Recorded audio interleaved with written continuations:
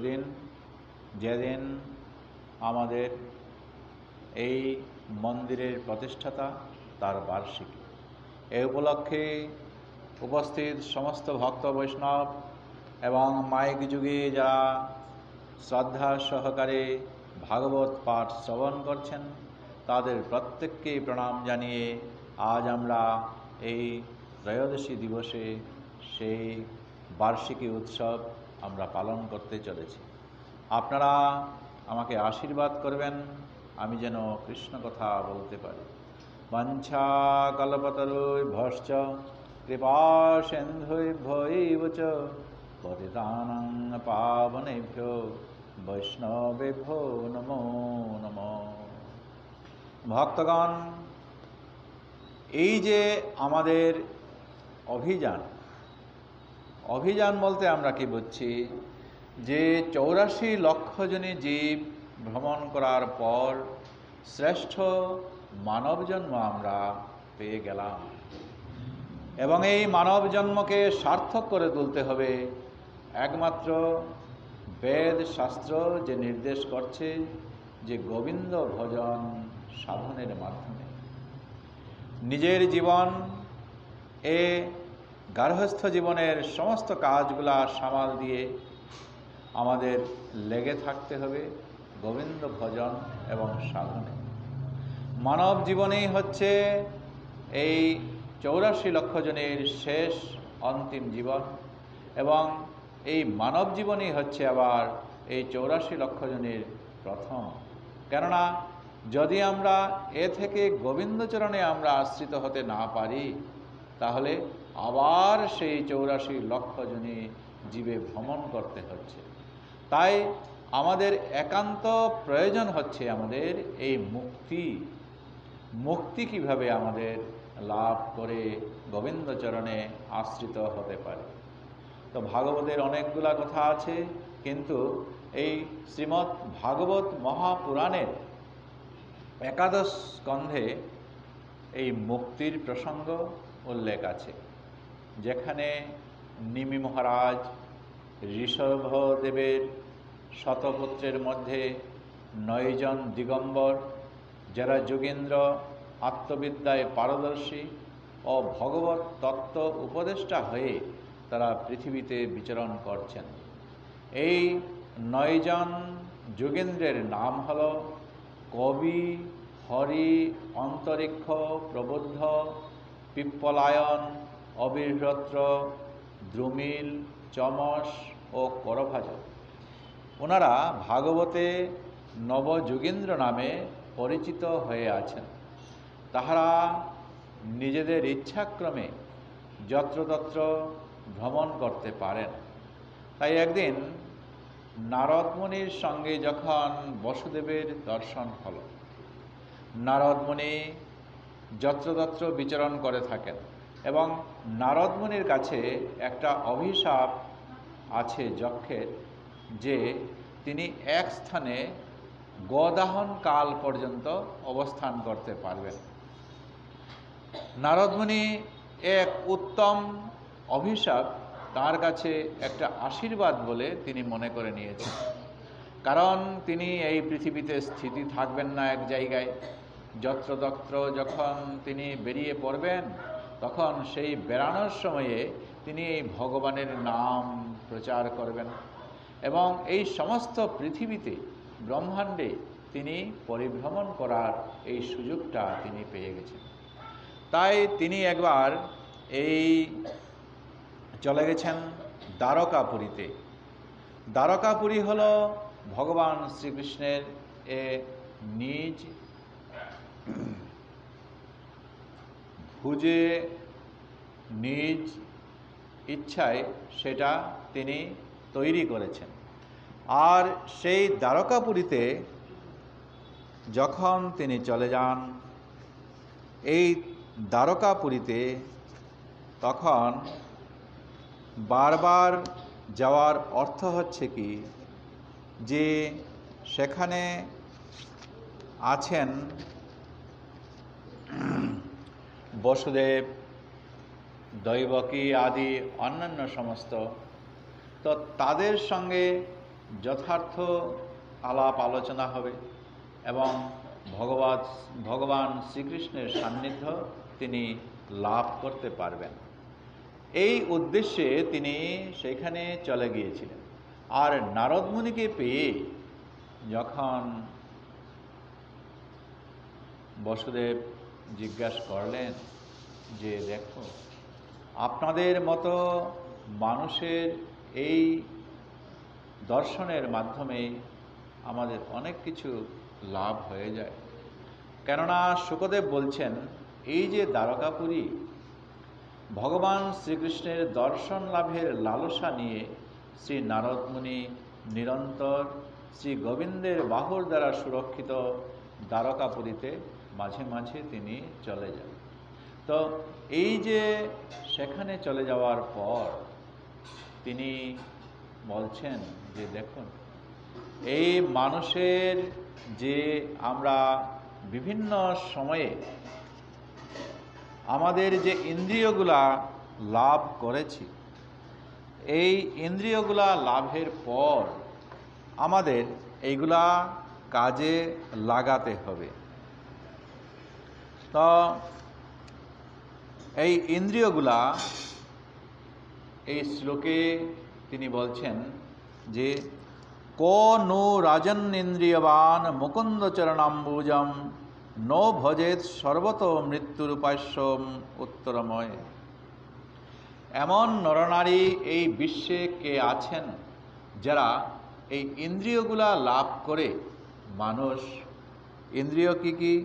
চক্ষু, কর্ণ, নাসিকা, জিহ্বা, ত্বক, পানি, বাক, পাদ, পায়ু, উপস্থ এবং মন, এই একাদশ ইন্দ্রিয়, এইগুলা পেয়ে শ্রী ভগবানকে কেন ভজনা করবেন না এই মানুষ?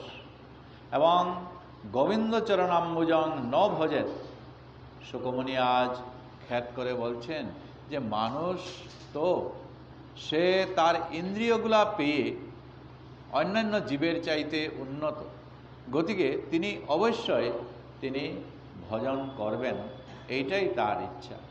কেননা আমাদের এই ইন্দ্রিয়গুলা লাভ করার পরে যদি আমাদের ভগবত কাজে লাগানো হয় তাহলে সেই ইন্দ্রিয়ের সার্থকতা আছে।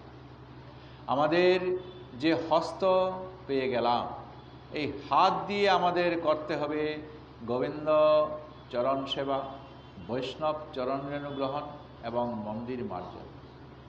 এবং আমাদের যে পদ, পা, চরণ যা পেয়েছি, এ দিয়ে আমাদের গ্রহণ করতে হবে কি? ভাগবত যেখানে পাঠ হয়, মন্দির যেখানে আছে এবং তীর্থস্থান পর্যটনে এই আমাদের চরণ সাহায্য করবে। কান আমরা পেয়েছি, কিন্তু সেটাকে আমাদের এই ভগবানের কথা শ্রবণ করার জন্য আমাদেরকে কাজে লাগাতে হবে। রাজা অম্বরীশ তিনি নিজে রাজা হয়েও তিনি চেষ্টা করেছেন যে এই পুরোহিতদের দ্বারা তিনি আর বিগ্রহ সেবা করাতে চাননি। তিনি যখন মন্দিরে চলে যাচ্ছেন তখন তার চরণ কাজে লাগাচ্ছেন এবং নিজে গিয়ে সেখানে তার দুহাত দিয়ে মন্দির মার্জন করছেন। নাক দিয়ে তিনি ঘ্রাণ গ্রহণ করছেন এবং তিনি মনে মনে ভাবছেন কি যে ভগবানের অঙ্গগন্ধ তিনি গ্রহণ করছেন। চোখ দিয়ে তিনি দর্শন করছেন এই যুগল রূপ ভগবানের, সেটা তিনি দর্শন করছেন। তাই বলা আছে, অঙ্গের ভূষণ চন্দন লেপন, পদের ভূষণ তীর্থ দর্শন, হস্তের ভূষণ মন্দির মার্জন, নয়নের ভূষণ যুগল রূপ দর্শন। যে আমাদের ইন্দ্রিয়গুলা, এইগুলা সব আমাদের যে কাজে লাগাতে হচ্ছে সেইটাই তিনি আজ উল্লেখ করছেন। আর যদি না হয় তাহলে এই যে জিহ্বা আমরা পেলাম, সেই জিহ্বা দিয়ে কৃষ্ণ কথা যদি আমরা আলোচনা করতে না পারি, এবং সাত্ত্বিক আহার যদি গ্রহণ না করতে পারি, তাহলে আমাদের এই জিহ্বা এটা ব্যাঙের জিহ্বার মতো তিনি মনে করছেন। ব্যাঙের জিহ্বাগুলা কি, যে সেইগুলা সামনের দিকে লাগানো থাকে এবং পোকামাকড় যখন দেখে তখন সেইগুলা গ্রহণ করার জন্য সেটার বাড়িয়ে দেয় এবং পক পক আওয়াজ করে যখন সে গ্রহণ করে তখন, এবং সেই আওয়াজ শুনে তখন কাল অর্থাৎ সর্প কোন দিক থেকে সেই আওয়াজ আসছে তার দিকে চলে গিয়ে এই ব্যাঙকে ধরে ফেলে। এইভাবে তো আমাদের যদি এই পদচরণ, এটা যদি এই ভাগবত আসরে, এটা যদি তীর্থ পরিক্রমার জন্য যদি এই দেহকে বহন করে নিয়ে না যায়, এইটা যদি আমাদের মন্দির দর্শনের জন্য, বিগ্রহ দর্শনের জন্য যদি নিয়ে যেতে না যায়, তাহলে আমাদের এই চরণটা ব্যর্থ। এটাকে বলা হচ্ছে বৃক্ষের মতোই। বৃক্ষ এক জায়গায় সেটা জন্ম হয়, তার আর চলাফেরা করতে পারে না। ঠিক সেই রকম করে আমাদের এই চরণটা হয়ে যায় যদি আমরা এই ভাগবতে আমাদের দেহকে যদি মন্দিরে অথবা তীর্থস্থান পর্যটন করতে না নিয়ে যায়।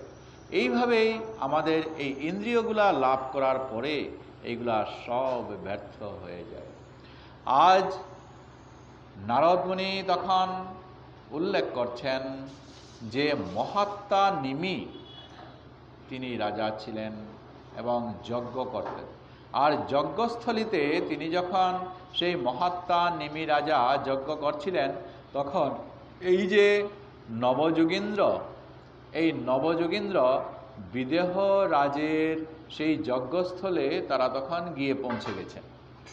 অনাহুতভাবে যখন তারা চলে গেছেন, তখন নিমি মহারাজ তাদেরকে উপযুক্তভাবে গ্রহণ করে সৎকার করে তাদের যথাস্থানে বসিয়েছেন।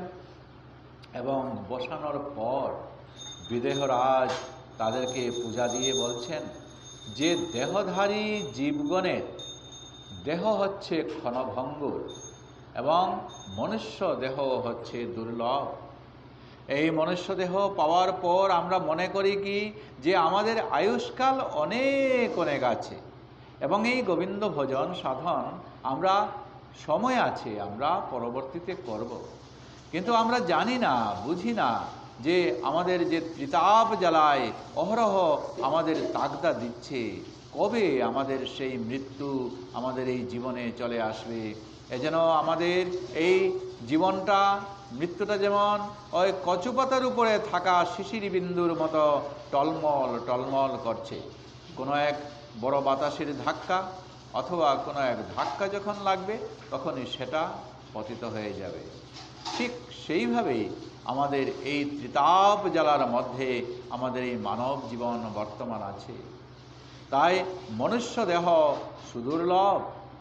এই দুর্লভ দেহ ধারণ করে আমাদের তো অন্ততপক্ষে যে ভগবত প্রিয় ব্যক্তিগণের একান্ত প্রয়োজন ভগবত ভজন এবং সাধন। তাই এই মানুষ যখন এই গার্হস্থ্য ধর্মে ব্যস্ত হয়ে সবাই থাকে, কৃষ্ণ ভজন ভুলে গিয়ে তারা যখন আছেন, তখন এইভাবে ভগবত প্রিয় ব্যক্তিগণের দর্শন সুদুর্লভ। মহা সৌভাগ্যের ফলে মনুষ্য দেহ লাভ করে আজ নিমি মহারাজ বলছেন যে আমি আপনাদের দর্শন লাভ করলাম। রাজা নিমি এই মুনিগণের উদ্দেশ্যে বলছেন, মন্যে ভগবত সাক্ষাৎ পার্শ্বদানব মধুদি বিষ বিষ্ণুর ভূতানি লোকানাং পাবয় চরন্তি। হে মুনিগণ, যেহেতু এই সংসারে সাধু সঙ্গ ক্ষণার্ধকাল স্থায়ী হলেও ওটা হচ্ছে মনুষ্যগণের পক্ষে পরম কল্যাণপ্রদ।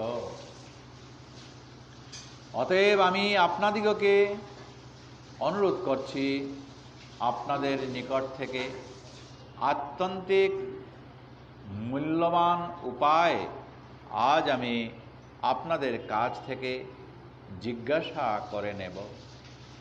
আপনারা আমাকে কিছু সাহায্য করুন যে আমি আপনাদের কাছ থেকে কিছু জানতে চাই এই মনুষ্য জন্ম লাভ করার পর কিভাবে আমাদের এই মানব জীবনটাকে আমরা চালিত করব এবং এই মানব জন্মে আমাদের মানব জন্ম লাভ করার পর এই মানব জন্মটাকে সার্থক করব। পরম পুরুষোত্তম ভগবানের মহিমা বিষয়ে আপনাদের অমৃত বাণী আমি যদিও পান করছি, তবু আমার তৃষ্ণা এখনও তৃপ্তি লাভ করেনি। শ্রী ভগবান এবং তার ভক্তমণ্ডলী সম্পর্কিত ওই ধরনের অমৃতময় বিবরণী আমার মতো যারা জড়জাগতিক সৃষ্টির ত্রৈগুণ্যজনিত দুঃখ দুর্দশায় জর্জরিত সেই সকল বদ্ধ জীবদের যথার্থ ঔষধি স্বরূপ। আমরা মানুষ হিসেবে জন্মগ্রহণ করেছি সত্য, কিন্তু আপনারা সকলেই ভগবত প্রেমে আপ্লুত মহান ঋষিবর্গ। সুতরাং আপনারা মায়া শক্তি সম্পর্কে যা কিছুই বলেন তার সিদ্ধান্তে নিঃসন্দেহে কৃষ্ণ ভাবনার প্রসঙ্গ আসে এবং এই মায়াবদ্ধ জীবকে কিভাবে তড়াতে হবে তা আপনাদের আলোচনা থেকেই আমরা জানতে পারব। তাই আজ আপনারা এসেছেন, এ আমাদের পরম সৌভাগ্য।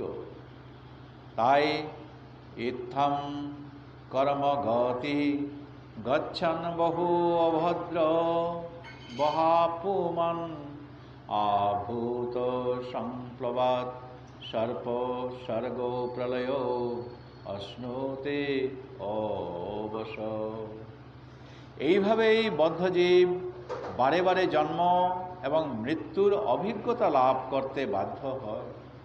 তার নিজেরই কর্মফলের বন্ধনে আবদ্ধ হয়ে সে বাধ্য হয়ে এক অশুভ পরিস্থিতি থেকে অন্য এক অশুভ পরিবেশের মধ্যে অসহায় অবস্থায় পরিভ্রমণ করতে আছে। সৃষ্টির মুহূর্ত থেকে এই বিশ্ব প্রলয়ের সময় পর্যন্ত কেবল মানুষ কেবল দুঃখ দুর্দশা এইগুলা ভোগ করতেই আছে।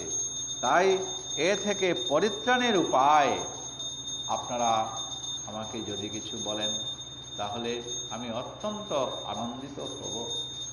আপনারা এইখানে এসেছেন, এ আমাদের পরম সৌভাগ্য। কেননা আপনাদের মাধ্যমে আমরা জানতে পারব যে কিভাবে এই মনুষ্য জন্ম পাওয়ার পর আমাদের জীবনটাকে সার্থক করতে পারি। এবং কৃষ্ণ আত্মনাথেষু মনুষ্যেষু চ সৌহৃদম পরিচর্যাং চ উভয়ত্র মহৎসু নিষু সাধুষু। যিনি তার চরম স্বার্থসিদ্ধি করতে অভিলাষী, তাকে অবশ্যই এই মানুষদের সাথে সখ্যতা গড়ে তুলতে হবে। যেসব মানুষ শ্রীকৃষ্ণকেই তাদের জীবনের প্রভুরূপে স্বীকার করেছেন, তাছাড়াও মানুষকে সকল জীবের প্রতি সেবার মনোভাব গড়ে তুলতে হবে। বিশেষ করে যারা মানব জীবন লাভ করেছে আর তাদেরও মধ্যে যারা ধর্মাচরণের নীতি গ্রহণ করেছে, তাদের বিশেষভাবে সাহায্য সহযোগিতা করতে প্রয়াসী হওয়া মানুষ মাত্রেরই উচিত। আপনারা যে এখানে এসেছেন, আপনাদের মতো ধার্মিক মানুষদের কাছ থেকে শ্রীকৃষ্ণের শুদ্ধ ভক্তদের প্রতি সেবা নিবেদন করা প্রত্যেক মানুষেরই উচিত, তা আমরা জানতে পারব। হে ভগবত ভক্তগণ, আপনারা এসেছেন, নিমি মহারাজ বলছেন তাদের উদ্দেশ্য করে, কৃপা করে পরমেশ্বর ভগবানের দিব্য অবস্থান সম্পর্কে আমাকে বুঝিয়ে দিন। যিনি পরম তত্ত্ব এবং প্রত্যেক জীবের পরমাত্মা স্বরূপ, আপনারাই এই বিষয়টি আমাকে বুঝিয়ে দিতে পারেন, কারণ এই দিব্য জ্ঞানে আপনারাই সর্বাধিক অভিজ্ঞ। যে তিনি এখানে উল্লেখ করছেন, প্রথমে ভাগবত ধর্মটা কি। এখন প্রথম যোগেন্দ্র কবি উত্তরে তিনি বলছেন যে ভাগবত বলতে আমরা দুই প্রকারের ভাগবতকে আমরা লক্ষ্য করতে পারি। এক ভাগবত হচ্ছে মহামুনি বেদব্যাস তার সুযোগ্য পুত্র শুকদেবের মাধ্যমে যা পরিবেশন করেছেন। 18,000 শ্লোকে পরীক্ষিত মহারাজের সভায় শুকদেব মুনি তা বিবৃত করেছেন। সেটা সিদ্ধিদাতা গণেশকে দিয়ে তিনি লিখিয়ে নিয়েছিলেন এবং পরবর্তীকালে তা ছাপা আকারে গ্রন্থ অনুসারে আমাদের হাতে এসেছে। সেটা হচ্ছে আমাদের ভাগবত।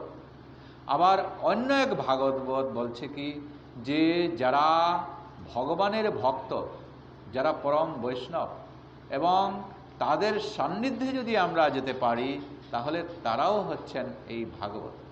শাস্ত্রে দুই ভাগবতের সঙ্গ নিতে বলা হচ্ছে, এক গ্রন্থ ভাগবত আর এক হচ্ছে এই বৈষ্ণব ভাগবত। এই ভাগবতের সঙ্গ কেন? কারণ ভাগবতের সঙ্গ যদি আমরা গ্রহণ করতে পারি, তাহলে এই ভগবান সম্পর্কে আমরা আদৌ জানতে পারি।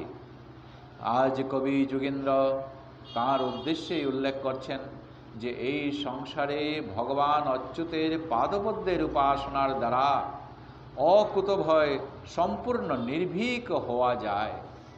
যদি কেউ ভগবানের চরণপদ্মে তার জীবনটাকে একবার বিলিয়ে দেয় এবং তার যে কায় মনোবাক্যে যদি ভগবানের শরণাপন্ন হন, যেমন ধরা যাক দ্রৌপদীর ক্ষেত্রে, দ্রৌপদীকে যখন রাজসভা পুরুষ সভায় নিয়ে আসা হয়েছিল তার বস্ত্র হরণের জন্য, তখন আদেশ করেছিলেন দুর্যোধন। দুঃশাসন যখন তার শাড়ির আঁচল শেষ অবধি যখন টেনে নিচ্ছিলেন, দ্রৌপদী অসহায় হয়ে তখন এই ভীষ্মদেব, দ্রোণাচার্য, কৃপাচার্য, শল্য, ধৃতরাষ্ট্র, তাবর তাবর যারা গুরুজন অভিভাবক আছেন, তাদের প্রতি তিনি অসহায় হয়ে তিনি যাচনা করেছিলেন যেন তাকে রক্ষা করা হয়। কিন্তু তারা সবাই মাথা নত করেছিল এবং এমনকি ভীষ্মদেব পর্যন্ত সেখানে এই কুরু বংশের হর্তাকর্তা তিনি পর্যন্ত আর কোনো এক বাক্য তিনি বলতে পারেননি। তখন উপায়হীন হয়ে দ্রৌপদী বিদুরের শরণাপন্ন হয়েছিলেন। বিদুর বলছিলেন, হে মাতো, এই মাতৃ শক্তিতে আছে দেবী দুর্গা, দেবী সরস্বতী, মাতৃশক্তি তুমি জাগ্রত করো। এবং সেই মাতৃশক্তিকে তো সম্মান জানাচ্ছেন সেই ভগবান শ্রীকৃষ্ণ। সেই বিপদ ভঞ্জন মধুসূদনের তুমি একবার শরণ নাও, কেননা আমরা এইখানে পুতুলের মতো আছি। যিনি তোমাকে রক্ষা করবেন সেই বিপদ ভঞ্জন মধুসূদন ছাড়া তোমাকে রক্ষা করার কেউ নেই এই সভায়। তাই সম্পূর্ণ যখন দুহাত তুলে একদিকে তার বুকের লজ্জা, দ্রৌপদী তখন এক শাড়ির আঁচল ঢেকে তিনি ডাকছিলেন গোবিন্দকে, কিন্তু যখন দুঃশাসন শাড়ির শেষ আঁচল টেনে নেবেন, তখন উপায়হীন হয়ে দ্বারিকার দিকে চেয়ে তিনি দুহাত তুলে গোবিন্দকে ডাকছিলেন, হে বিপদ ভঞ্জন মধুসূদন, তুমি কি এখনো চেয়ে আছো? আমাকে রক্ষা করবে না? এইরকম যখন দ্রৌপদী শরণাগত হয়েছিলেন, তখন সেই বিপদ ভঞ্জন মধুসূদন তিনি তার রং বেরঙের শাড়ি জুগিয়ে এই দ্রৌপদীর লজ্জা নিবারণ করেছিলেন। এই জয় রাধে, জয় রাধে। গতিকে আমাদের এই শরণাগত হওয়া ভগবানের কাছে একমাত্রই সেটা। আর সেটা শরণাগত আমরা কিরকম করে হব? এই যে বলল ভাগবত ধর্ম, ভাগবতের শরণাগত হতে হবে এবং এই দুই ভাগবতের আমাদের শরণাগত হতে হবে। যখন যে সময় আমাদের সুযোগ সময় পায়, ওই তখনই এই ভাগবতের সান্নিধ্য আমাদেরকে গ্রহণ করতে হবে। এবং ভাগবত সেই কারণেই উল্লেখ করছে, বারবার স্মরণ করে দিয়ে দিচ্ছে যে সদা সেব্যা শ্রীমদ্ ভাগবতী কথা যস্য শ্রবণ মাত্রেন হরিশ্চিত্তং সমাশ্রয়ে। সদা সর্বদা যখন যে সময় সুযোগ পাওয়া যায় ওই তখনই আমাদের এই ভাগবতের শরণাগত হতে হবে। হে মহারাজ নিমি, এই শরণাগতির দ্বারা শ্রীহরির চরণ যদি আমরা সেবা করতে পারি, ভক্তি দিয়ে যদি এই সংসারে যে বিরক্তি ও ভগবদ রূপের যে অনুভূতি যদি আমরা গ্রহণ করতে পারি, তাহলে ভগবান অবশ্যই এই যে লোক যে আস্তে ধীরে অগ্রসর হচ্ছে এই ভগবৎ সান্নিধ্যে, যে সোপানে উঠছে, সোপান মানে হচ্ছে সিঁড়ি, সিঁড়িতে ধাপে ধাপে সে তখন চলে যাচ্ছে, এবং ভগবানের উদ্দেশ্যে যারা এক পদ অগ্রসর হয়, ভগবান তার নিত্য ধাম থেকে এই ভক্তকে আলিঙ্গন করার জন্য, তার ধামে নিয়ে যাওয়ার জন্য তিনি হাজার পদ অগ্রসর হয়ে এই ভক্তকে বলছেন, আইসো জীব মর সাথে, কৃষ্ণ পাবে হাতে হাতে বলে তিনি স্বয়ং তাকে এইভাবেই নিয়ে যাচ্ছেন, গ্রহণ করছেন। তাই আজ সেই ভাগবতের কথা যখন তিনি উল্লেখ করছেন, সেইখানেই তিনি বলছেন, হে রাজা দেখুন, অন্যান্য যারা আছেন তারাও এইভাবে বলছেন যে দেখুন, এই যে সমস্ত পৃথিবীর মধ্যে যে ভগবানের যা কিছু শক্তি বিরাজমান, ঈশ্বর পরম কৃষ্ণ সচ্চিদানন্দ বিগ্রহ অনাদির আদি গোবিন্দ সর্ব কারণ কারণম, তিনি হচ্ছেন সর্ব কারণের কারণ। তাই সেই ভগবানকে যদি আমরা স্মরণ করতে পারি, পার্থিব জগতে চিন্ময় এই আত্মা বিভিন্ন প্রকার জীব প্রজাতির মাঝে জন্মগ্রহণ করে থাকে, তো ওই ডিম্ব থেকে ভ্রূণ থেকে শুরু করে একেবারে ঘামের কণা পর্যন্ত এই 84 লক্ষ জনের যে জীব বর্তমান আছে, সেইখানেই ওই ভগবানের চিন্ময় রূপে প্রাণবায়ু রূপে তিনি পরমাত্মা রূপে তাতে বিরাজ করে আছেন।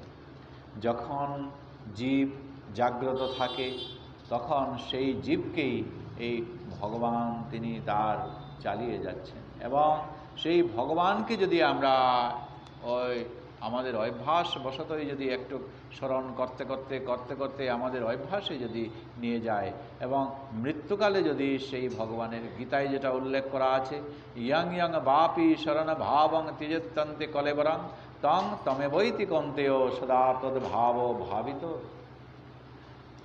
মৃত্যুকালে যে যে ভাব গ্রহণ করে সে সেই ভাব নিয়েই জন্মগ্রহণ করে। এখন আমাদের এই অভ্যাসবশত যদি এই ভগবত ভক্তদের সান্নিধ্যে, ভাগবতের সান্নিধ্যে যদি আমরা অভ্যাসবশত যদি ভগবানের সান্নিধ্য যদি আমরা লাভ করতে পারি, তাহলে ওই মৃত্যুকাল যখন আমাদের এসে যাবে, ওই তখনই আমাদের এই ভগবত ভাব এসে যাবে। এবং মৃত্যুকে জানতে হবে, কীরকম করে মরতে হয় ওই সেটাই জানা উচিত। আমরা স্পষ্ট এই ভীষ্মদেবের প্রয়াণের কথাতে আমরা উল্লেখ করি, ভীষ্মদেব তিনি ইচ্ছা মৃত্যু বর প্রাপ্ত হয়েছিলেন, এবং যুদ্ধের 58 দিন পর্যন্ত, যুদ্ধের শরশয্যায় শায়িত হওয়ার পর 58 দিন তিনি সেখানে অবস্থান করছিলেন।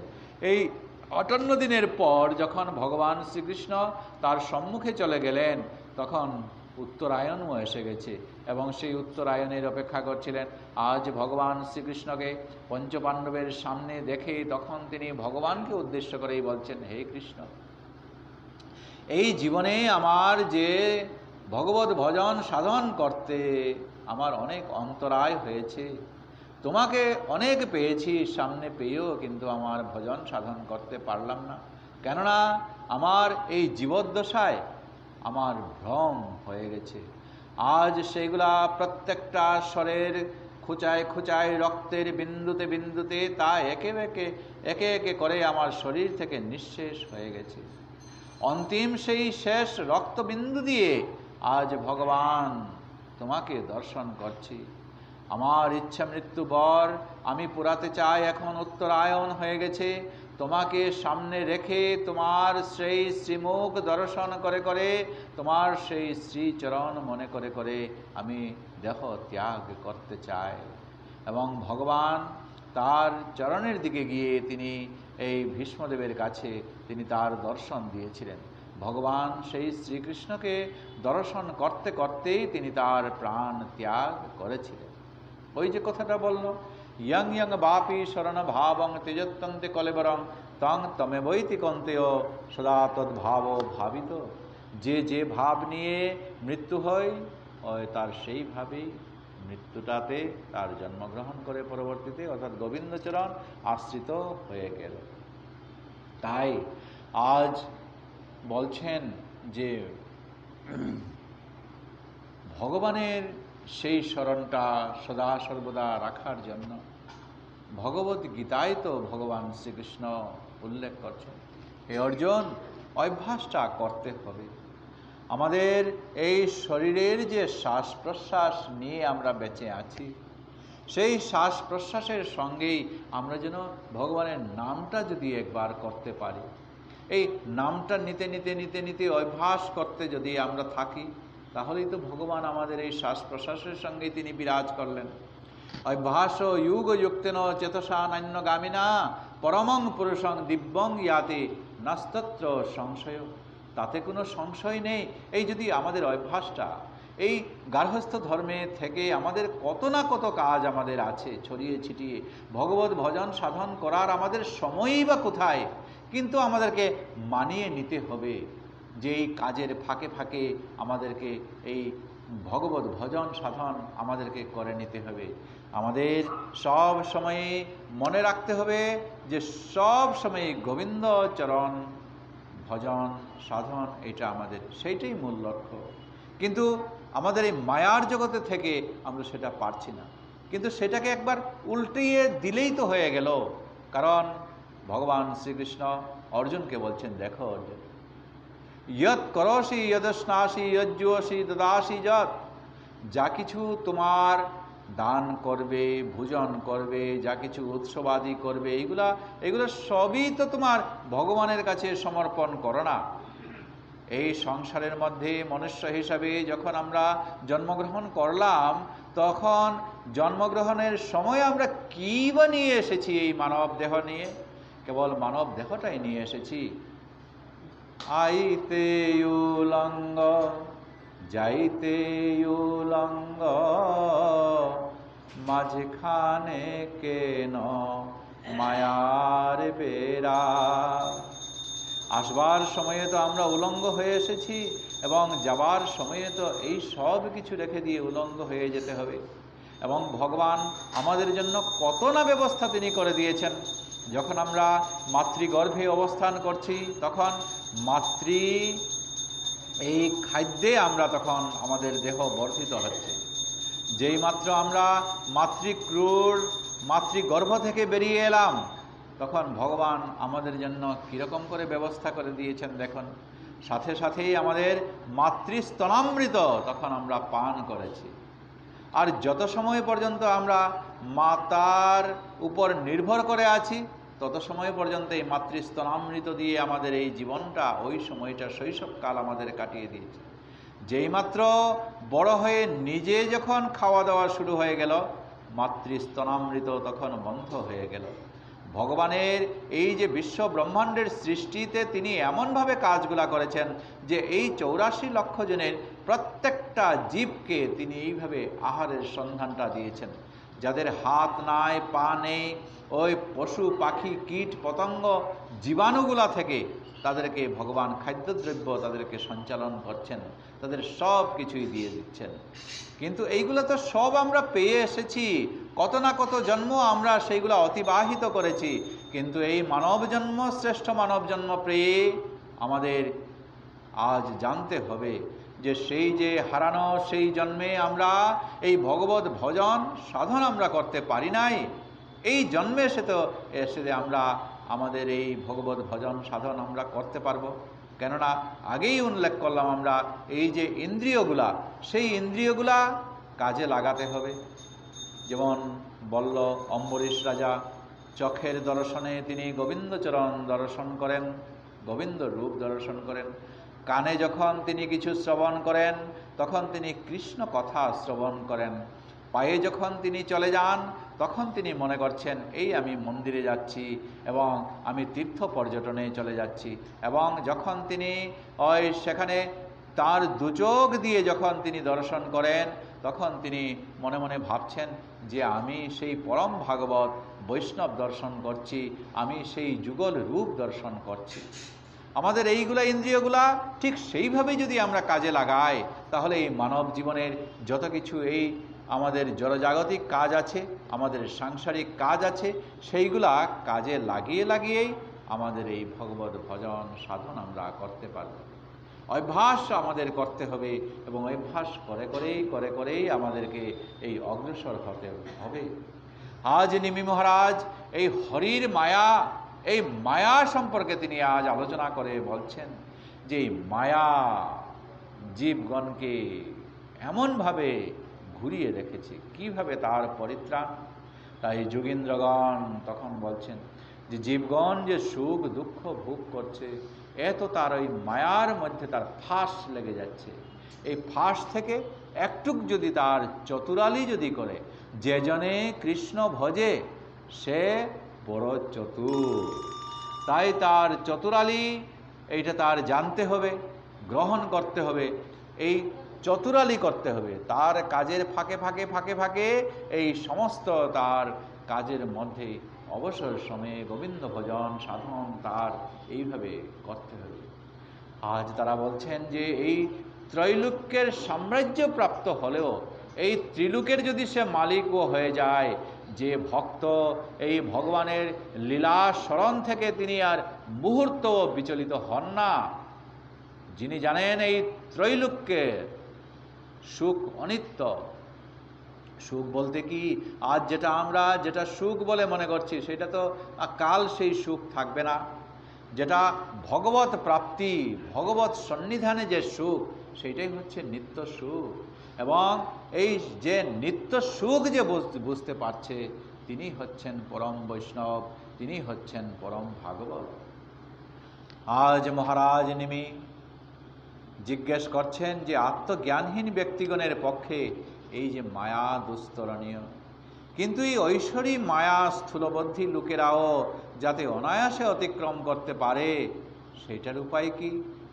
তখন বলছেন সরন্ত সারয়ন্তশ্চ মিথো ঘোঘহরং হরিম ভক্ত্যা সঞ্জাতয় ভক্ত্যা বিভ্রতুৎ পুলকং তনম। দুঃখের বিনাশ ও সুখ লাভের জন্য যারা কর্ম করেন তারা কর্মসমূহের বিপরীত ফল লাভ তারা করে থাকেন।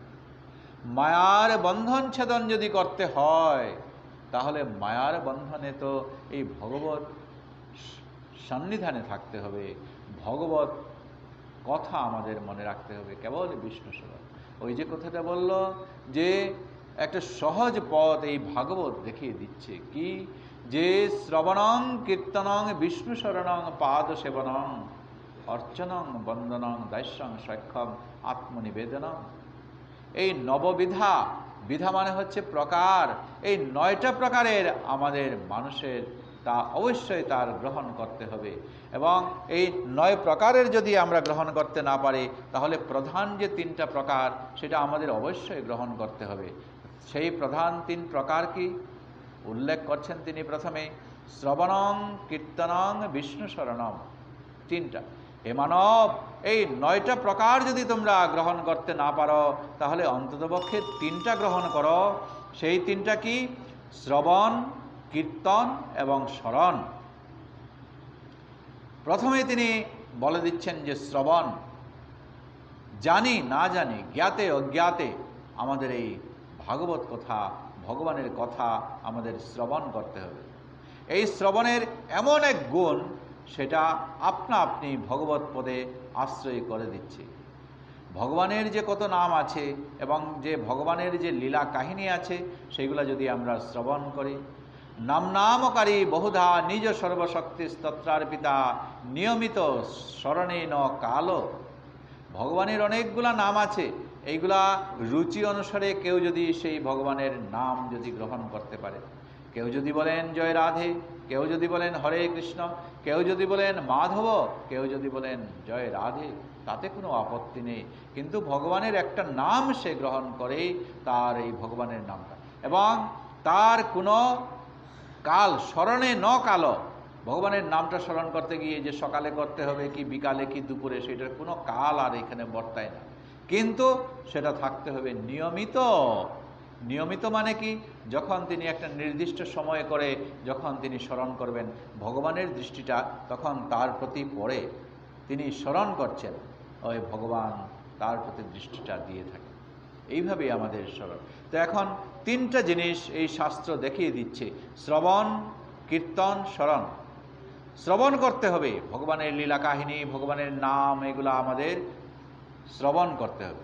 শ্রবণের এক আশ্চর্য ব্যাপার, এটাতে কপিল দেব, তিনি ভগবানের অবতার, তিনি তার মাতা দেবহূতিকে বলছেন, মাতা দেবহূতি জিজ্ঞেস করছেন, বাবা কপিল, শুনলাম তুমি নাকি ভগবানের অবতার। বলছেন, হ্যাঁ মা, তো তুমি যথার্থ জানতে পেরেছ।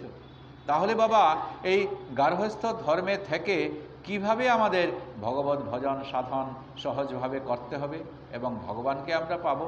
ও মা, তার জন্য তোমার আর কিচ্ছু করতে হবে না, একটাই জিনিস আছে, কেবল মদ্গুণ শ্রুতিমাত্রেণ ময়ি সর্বগুহাশয়ে মন গতির বিচ্ছিন্না যথা গঙ্গা অম্ব সমুধ। মদ্গুণ শ্রুতিমাত্রেণ, এই যে আমার গুণগাথা আছে, আমার লীলা কাহিনী আছে, এইগুলা হে মাতো, তুমি যদি কেবল শ্রবণ করতে থাকো, জানো না জানো, যেভাবে তুমি পারো সেইটাই কেবল তুমি শ্রবণ করতে থাকো। যেরকম করে বড় বড় নদীগুলা এই গিয়ে শেষে সাগরে পড়েছে, ঠিক সেইভাবেই তুমি দিনে একদিন না একদিন তুমি গিয়ে কৃষ্ণ সাগরে গোবিন্দচরণে অবশ্যই গিয়ে আশ্রিত হতে পারবে। জয় রাধে, জয় রাধে। তাই শ্রবণের এত গুরুত্ব দিয়েছে। এবং শ্রবণের মাধ্যমে কি হয়, এই যে ভাগবত, এটা কোনো আমাদের গ্রন্থ না, এটা ভাগবত মানেই ভগবান। এটাকে বলা হয় ভগবানের বাঙ্ময়ী মূর্তি। বাক মানে হচ্ছে কথা, কথা দিয়ে ভগবানকে নিরূপণ করা। এবং সেই ভগবানকে আমরা কীরকম করে পূজা করব? শ্রবণের মাধ্যমে। ভগবানের কথাগুলা শ্রবণের মাধ্যমে আমরা পূজা করব। এই যে বিগ্রহ যেরকম করে ধূপ ধুনা দিয়ে পূজা করা হয়, আমাদের এইখানে আর সেই রকম না। ভগবানের এই পূজাটা হচ্ছে আমাদের ভক্তি সহকারে, শ্রদ্ধা সহকারে আমাদের কেবল শ্রবণ করা। এই শ্রবণ করার মাধ্যমেই এই ভাগবতের, এই ভগবানের পূজা হয়ে গেল। এবং দ্বিতীয়টা বলছেন তিনি কি, যে কীর্তন দু প্রকারে আছে, একটা হচ্ছে শ্রবণ আর একটা হচ্ছে কীর্তন। এই যে আপনারা শ্রবণ করছেন আর আমি কীর্তন করছি, কীর্তন মানে পাঠ করছি এবং আপনারা শ্রবণ করছেন, শ্রবণ এবং কীর্তন। কীর্তন না হলে শ্রবণ হবে না। কিন্তু এই কীর্তনের চাইতে শ্রবণকেই বেশি গুরুত্ব দিয়ে দিচ্ছেন। যিনি পাঠ করছেন তার চাইতে যারা ভক্তরা শ্রবণ করছেন তারাই বেশি পুণ্যবান। এখন দেখেন কতটুকু এই শ্রবণের মধ্যে সেই গুরুত্বটা দিয়ে দিয়েছে। আর তা যদি শ্রদ্ধা সহকারে যদি হয়, তাহলে সেই শ্রদ্ধায় আস্তে আস্তে তখন তার রুচি বাড়িয়ে দেবে, তার আসক্তি বাড়িয়ে দেবে। এবং যেখানে ভাগবত পাঠ হবে, যেখানে কৃষ্ণ কীর্তন হবে, সেইখানে এই ভগবত ভক্ত সব সময় চাইবে যে সেইগুলা শ্রবণ করার একটা বাতিক হয়ে যাবে, একটা যেমন তার একটা রোগাক্রান্ত হয়ে যাবে এবং সে প্রায় পাগল হয়ে যাবে। পাগলের মতো যখন হয়ে কোনখানে ভাগবত কোনখানে কৃষ্ণ কথা সে যখন ধাবিত হবে, তখন লোকে বলবেন লোকটা পাগল হয়ে গেছে ভাগবতের জন্য। আর এই পাগলের জন্য তো মীরাবাই একেবারে পাগল হয়ে গোবিন্দ নামে তিনি নিজেকে বিক্রি করে দিয়েছেন। আর যারা এই পথে এসেছেন ওই তারাই তো গোবিন্দচরণে আশ্রিত হয়ে ভগবত ধামে গোবিন্দচরণ আশ্রিত হয়ে নিজের জীবনটাকে সার্থক করতে পেরেছেন। জয় রাধে, জয় রাধে। আর বলছেন আর একটা স্মরণ। বসে বসে যখন আমরা থাকব, একা একা যখন চলব, তখন আমাদের এই যে লীলা কীর্তন, এই যে ভগবানের রূপ আদি এইগুলা কেবল মনে মনে নিয়ে আসা। যখন রাত্রে ঘুম ভেঙে যাবে কোনো ব্যাপারই নাই, এই ভগবানের সেই লীলা কাহিনী সেইগুলা শ্রবণ করতে যদি থাকা যায় তাহলেই বাস হয়ে গেল। আজ ভাগবত সেই তিনটাই দর্শন করছে এই নববিধা ভক্তির মধ্য থেকে। আর বলছেন এও যদি কোনো ভক্ত না পারেন তাহলে তার আরেকটা আছে সৎসঙ্গ। সৎসঙ্গ কি? এই যে কয়েকজন ভক্ত মিলে মিশে আছে, এতে কি হয়, একজনের বৈষ্ণবের দর্শনে আরেকজনের বৈষ্ণবের একটা সংক্রামিত রোগ আছে। কি রকম রোগ? এটা করুণা। একজন আরেকজনকে ভক্ত সবসময় তার করুণা প্রেরণ করেন এবং সেই করুণার মাধ্যমে যারা বরিষ্ঠ ভক্তগণ অগ্রজ ভক্তদেরকে দেখে, যারা অগ্রজ অনুজ আছেন তারা তখন তাদের কাজ দেখে দেখে সেইগুলা হয়ে যায়। ভক্তের সম্মিলনে তখন সেই ভগবানের তখন সেই আলোচনা যেখানে হয় সেইগুলাতে তখন ভগবান বর্তি ওঠে। এইটাই হচ্ছে সৎসঙ্গ। এবং আমাদের এই মানব জীবনে এসে এই সৎসঙ্গ অবশ্যই গ্রহণ করতে হবে। আপনারা জানেন মহাভারতে উল্লেখ আছে যে বৈতরণী যখন যুধিষ্ঠির মহারাজ পার হচ্ছেন তখন বলছেন মর্তে যারা গোদান করেছেন ওই গোদানের পুণ্য ফলে তারা এই বৈতরণী তারা পার হতে পারেন। গোদানের কি? গোদান যখন করা হয় তখন দেখবেন গরুর লেজে ধরিয়ে তখন এই কর্ম সারিয়ে দেওয়া হয়। তো গরুর লেজটা কি? ওই গরুর লেজটাই হচ্ছে আসলে সাংকেতিকভাবে সৎসঙ্গ। গরুর মধ্যে আমরা গোমাতার মধ্যে আমরা এই সমস্ত 33 কোটি দেবতার অবস্থান বলে আমরা মনে করি। এবং গরুর যে 4টা পা, এই 4 পায়ের মধ্যে আছে ধর্ম, অর্থ, কাম, মোক্ষ। এবং এই তার যে লেজ, ওই লেজটাকে বলা হচ্ছে সৎসঙ্গ।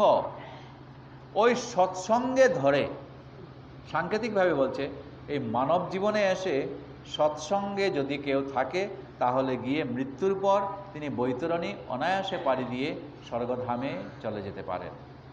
এই যে আমরা এসেছি, আমাদের এই যে মানব জীবন পাওয়ার পর আমাদের এই মানব জীবনটাই হচ্ছে আমাদের ট্রেনিং পিরিয়ড, আমাদের শিক্ষার। কোন শিক্ষা? যে এইখানের পয়সা টয়সা ওইখানে চলবে না, ইহলোকের যত কিছু ওইখানে চলবে না। এইখানের কি চলবে? এই যে ভগবত সম্বন্ধীয় যা আছে এইগুলাই কিন্তু আমাদের পাথেয় হিসাবে ওইখানে আমরা নিয়ে যাব। ওইখানে যাওয়ার পর তারা তখন জিজ্ঞেস করবে, ওইখানে যা কিছু আছে সব লিপিবদ্ধ হচ্ছে ধর্মরাজের চিত্রগুপ্তের মাধ্যমে। চিত্রগুপ্ত এইগুলা এমন সিসিটিভি বসিয়ে দিয়েছেন, আমরা অন্ধকারে যত্রতত্র যা কিছু করছি সব সিসিটিভিতে উঠছে। ওইগুলা দেখে দেখেই বর্তমানে সিসিটিভিগুলো এখন আমরা দেখতে পাচ্ছি। সিসিটিভিতে কি হয়? অজ্ঞাতে সেইগুলা সব রেকর্ড করা হয়ে থাকে। যাওয়ার পর যখন তারা সিসিটিভিগুলা তখন তারা ডায়াল করবে, এরকম করে দেখতে থাকবে, ওইখানে বলবে যে আপনার পুণ্য তো অনেক, আপনি ভাগবতে গেছেন, অনেক এইগুলা করেছেন, আপনার পুণ্য অনেক, কিন্তু আপনি জাগতিকে ছিলেন তো আপনার কিছু পাপও আছে, পাপটা সামান্য। এখন ওইখানে জিজ্ঞেস করবে যে পাপটা আপনি ভোগ করে ফেলবেন সামান্য সময়ের, না এই বিরাট সময়ের সেটা পুণ্যটা গ্রহণ করবেন। আমাদের এই ট্রেনিং পিরিয়ডের মধ্যে যে শাস্ত্র আমাদেরকে কি নির্দেশ দিচ্ছে, কেবল ভাগবত সঙ্গ বলছে। এই সঙ্গে সঙ্গে থাকতে থাকতেই আমাদের এই তার পরিবর্তনটা তখন ভাগবতমুখী হয়ে যায়। তখন যদি আমরা মনে করি যে এই সামান্য একটু কষ্টমষ্ট করেও একটু পাপটা ভোগ করে ফেলি, তখন কি হবে? ওই পাপে এক পাপে আরেক পাপে আরেক পাপে করতে করতে ওই তখন পাপে নিমজ্জিত করে রাখবে, আর পুণ্যের দিকে আর তার ভুগতেও দেবে না। তখন আমাদেরকে সেখানে গিয়ে বলতে হবে না, পুণ্যকেই আমাদের ভুগতে হবে। এই হচ্ছে আমাদের এই সৎসঙ্গ। তাই আজ বলছেন এই সব নবযোগীন্দ্র যারা এসেছেন অনেক আছে, তো আজকের এই স্বল্প পরিসরের মধ্যে আমরা যে ভাগবত সম্পর্কে এবং আমাদের যে মুখ্যতা লাভের সম্পর্কে তারা যে উপদেশগুলো দিয়েছেন, অন্য সময়ে আমরা সেইগুলো আলোচনা করব। আজকের দিনের এই একটা দিন যে পাওয়া, সেটা এই অঞ্চলের এবং আমাদের পরম ভক্তদের জন্য পরম সৌভাগ্য। কেননা একটা বছর ধরে, 2টা বছর ধরে এই বার্ষিকী উৎসবে যখন আমরা আসব, আমাদের গত অতীতের যে আমরা ভগবত সাধনের আমরা আজ এখানে পরীক্ষা করব যে আমরা এতদিনের মধ্যে আমরা কি পেলাম, কি ভগবত ভজন সাধন করলাম, আর সেইগুলাই নিরিখে আমাদেরকে আরও ভবিষ্যতের দিনগুলা আলোক উজ্জ্বল করার জন্য, ভগবত ভজন সাধন আরও বাড়ানোর জন্য আমরা আজকের দিনে দৃঢ় প্রতিজ্ঞ হব। ভগবান যেন আমাদের আশীর্বাদ করেন, এবং বিশেষ করে আমাদের এই যে নিয়ম সেবা, আমাদের যে চতুর্মাস্যা ব্রত শুরু হয়ে গেছে, এই সময়ের মধ্যে এই ভাগবত পাঠের মাধ্যমে আমাদের ভগবান যেন আমাদেরকে কৃপা করেন, আর আজকের দিনের এই সার্থকতা বাৎসরিক উৎসবের সেটা সফল হলো। এইটুকু চেয়ে আমরা গোবিন্দের কাছে আমাদের আজকের ভাগবতী পাঠের অনুষ্ঠানের বিশ্রাম আমরা এখানে দিচ্ছি। নাম সংকীর্তনযস্য সর্বপাপ প্রণাশনম প্রণামো দুঃখ শমনস্তং নমামি শ্রী হরিপদম। গুরবে গৌরচন্দ্রায় রাধিকায় তদালয়ে কৃষ্ণায় কৃষ্ণভক্তায় তদ্ভক্তায় নমো নমঃ। বঞ্ছাকল্পতরুভ্যশ্চ কৃপা সিন্ধুভ্য এব চ পতিতানাং পাবনেভ্যো বৈষ্ণবেভ্যো নমো নমঃ। जय श्रीमद्भागवत महापुराण की जय, समस्त वैष्णव वृंद की जय, आपन गुरुदेव की जय। हरे कृष्णा कृष्णा कृष्णा हरे हरे, हरे राम राम राम हरे हरे। हरे कृष्णा कृष्णा कृष्णा हरे हरे, हरे राम राम राम हरे हरे।